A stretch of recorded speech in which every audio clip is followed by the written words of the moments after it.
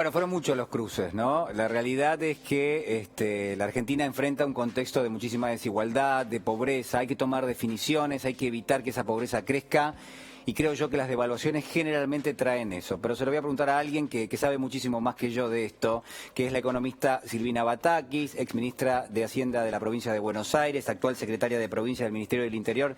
Silvina, ¿cómo estás? Buenas noches, qué gusto saludarte. ¿Cómo estás, Julián? Tanto tiempo. Bueno, realmente un gusto. Bueno, ¿cómo estás analizando las medidas del Banco Central? ¿Cómo estás viendo esto en un contexto, por supuesto, mucho más amplio, ¿no? Sí, la verdad que primero me parece que tenemos que hacer un análisis del contexto y por eso también estos intercambios que vos presentabas anteriormente, ¿no? La situación es muy difícil, en algunos sectores es dramática realmente, el aumento de la pobreza este año va a ser muy fuerte, vamos a tener una caída del Producto Bruto que si bien va a estar en consonancia con lo que está pasando en otras partes del mundo, va a ser histórico para las caídas de Producto Bruto de un país como el nuestro, ¿no? Tenés países desarrollados que van a presentar caídas de Producto Bruto mayores a las que vamos a presentar nosotros, según las estimaciones propias también de organismos internacionales, pero bueno, la realidad es que efectivamente la situación es crítica y esta situación se agudiza o se profundiza con una pandemia que viene a profundizar los problemas que deja la economía anterior, que vos mencionabas, 80.000 millones de dólares de fuga, que nos dejaron la deuda, básicamente, pero no dejaron los dólares. Esta economía de los argentinos, que hace muchos años que estamos acostumbrados a trabajar o a pensar en una economía quizás inconscientemente, pero que es bimonetaria en la práctica, porque ganamos en pesos, pero ahorramos en dólares. Muchos de estos dólares que los ahorramos, algunos tienen la posibilidad incluso de tenerlos en cuentas en el exterior. Entonces, todas estas complejidades hacen de Argentina que sea un país singular siempre, pero la situación actual que estamos viviendo de la pandemia a nivel internacional, como indica la palabra, por Sí. supuesto hace que todo esto sea mucho más grave. Te quiero preguntar por una definición que dio hace algunas horas el ministro de Economía, Martín Guzmán, que dijo, bueno, estamos apostando a reducir la brecha. Es decir, Martín Guzmán se hace cargo un poco de las medidas, un poco no, de una forma realmente importante, de las medidas que tomó el Banco Central. Y lo que dice es, queremos que los tipos de cambio converjan en algún momento. ¿Vos ves la posibilidad de que eso tenga lugar? Sí, pero también tenemos que ser pacientes, ¿no? Todos los problemas que tiene Argentina no los vamos a resolver de un día para otro. Ujú. Hoy cuando vos mirás el tipo de cambio de Argentina, no se nota que haya un atraso y me parece una señal sumamente importante la señal que se pone en el presupuesto respecto del tipo de cambio. No se va a permitir que haya un atraso cambiario. Y esto de que no vaya a haber un atraso cambiario, de alguna forma lo que está diciendo también es que no va a haber una devaluación fuerte en Argentina. No hay motivo para que lo haya. Y en ese sentido también el tema de la inflación me parece que uno puede observar que si bien la inflación en Argentina sigue siendo alta, Sí. tiene que ver con una reducción en los últimos meses respecto de los periodos anteriores, ¿no? Cuando uno compara qué pasó en los periodos similares a este Sí. respecto del año anterior. Y me parece que tiene que ver también con esta Ujú. definición que hace el ministro de Economía, no solamente a través de sus palabras que vos mencionabas recién, sino también a través del presupuesto. Pero digamos, lo que quiero preguntarte es por qué pensás, bueno, creo yo que, a ver, que en general es porque cae la cantidad de reservas que tiene el Banco Central, pero digo, ¿dónde estuvo el error o es directamente que se arrastra un escepticismo muy fuerte con respecto a las políticas vinculadas a la administración del dólar ya desde hace algunos meses? Mira, primero que las reservas, por supuesto, ya eran bajas en Sí, diciembre del año pasado. Y nosotros, yo creo, y esto lo hemos conversado también con vos en varios sí. programas, en los distintos países en el mundo tienen sus propias particularidades, sus propias situaciones problemáticas o conflictivas, y cada uno de esos países decide resolver administrando esa Ujú. variable que le resulta fundamental, ¿no? Ya sea en Alemania, por ahí regulando los precios de los alquileres o estableciendo un precio mínimo del trabajo por hora, en Estados Unidos imponiendo restricciones para arancelarias, que es el país que más medidas para arancelarias tiene en el mundo. Para nosotros el dólar es un problema, Ujú. la cantidad de reservas es un problema. Como vos decías, uno puede ingresar dólares al país o a través de las exportaciones o a través del endeudamiento. Cuando no se pudo resolver a través de las exportaciones, se resolvió de mala forma a través del endeudamiento. Y esto claramente lo que nos está indicando es que tenemos que decidir hacer una buena administración de las reservas. Y en ese sentido me parece que el ministro Guzmán plantea efectivamente que nosotros vamos a administrar las reservas. Hoy el presidente fue muy claro cuando dijo nosotros no podemos en realidad crear o seguir construyendo un país financiarizado, un Estado que tienda a la financiarización. Lo que nosotros queremos es construir un país que además de ser equilibrado en el territorio, sea productivo. Entonces, los pocos dólares que tenemos hoy se necesitan para la producción y eso básicamente es administración de reservas.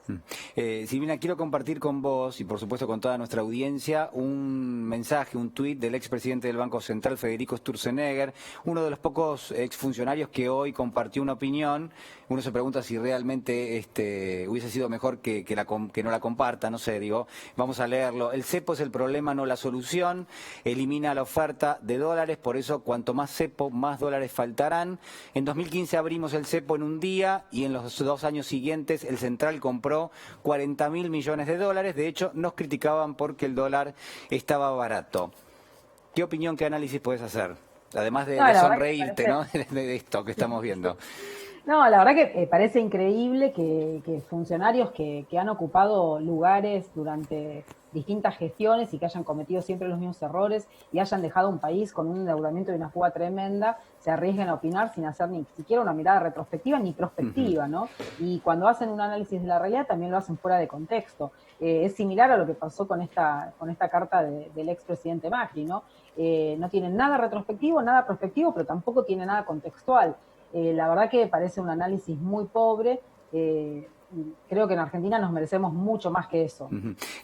Algunos analistas hoy lo que mencionaban era la posibilidad de que en algún momento el Banco Central quizás no logre defender el valor de la moneda, la cotización del dólar oficial, hoy prácticamente en 80 pesos, y que tenga que ceder de alguna forma a los valores que cotizan por afuera en plazas legales, como puede ser, por ejemplo, el dólar contado con liquidación, el dólar bolsa, que hoy cerró en torno a los 130, 131 pesos aproximadamente. ¿Vos ves que esto puede llegar a pasar? ¿Te parece que en las próximas 2 semanas se define un poco la suerte de este paquete de medidas?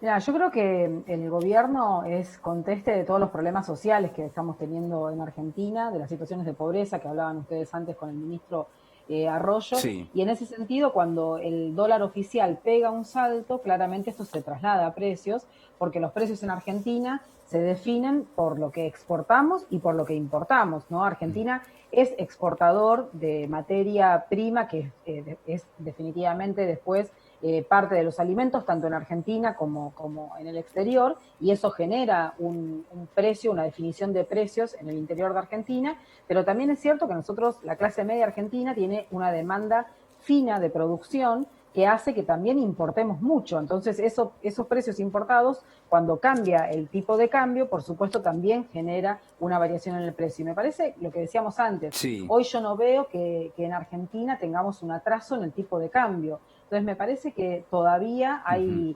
se está sosteniendo este precio para que no haya traslado a precios, ¿no? Creo que el camino es ese, que se va a seguir en estos días.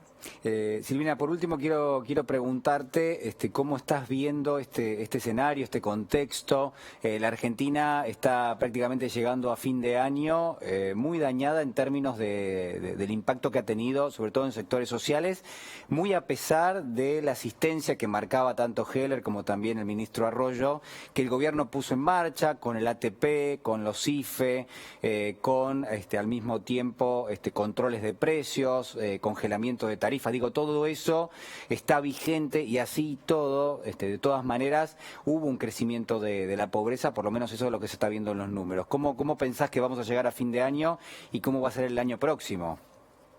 Bueno, en primer lugar, si no hubiesen estado esas medidas, Sí. la verdad que la situación hubiese sido tremendamente dramática para muchos más de los argentinos que hoy la están pasando muy mal.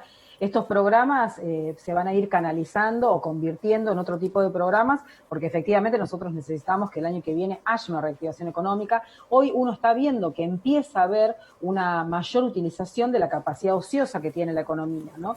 Ya estamos en niveles similares a los que estábamos en el año 2019, Sí. en donde no había pandemia. Entonces hubo una caída muy fuerte de esa utilización en la capacidad instalada que tiene Argentina y empieza a haber una recuperación. Esto también uno lo puede observar en las finanzas provinciales, por ejemplo, en la recaudación que tiene cada una de las provincias, que también mayo y junio fueron meses muy malos Sí. y que después empiezan a evolucionar positivamente. Ahora, no puede haber un crecimiento económico cuando hay una demanda que está en caída. Entonces, cuando no hay demanda, no hay motivo para que el sector privado invierta. Entonces, ahí el rol del Estado pasa a tener un rol fundamental, que es lo que ha hecho el gobierno en este tiempo, y no solamente Argentina, los países más desarrollados del mundo, que son los que naturalmente o que no sé, se normaliza en Argentina, Sí. que nosotros los argentinos miramos cómo funcionan esas economías, han hecho y han tomado medidas similares a las que tomó este gobierno. Entonces, todas esas medidas lo que están hablando es que tiene que haber un Estado presente, un Estado que articula, un Estado que es eficiente, un Estado que coordina las políticas públicas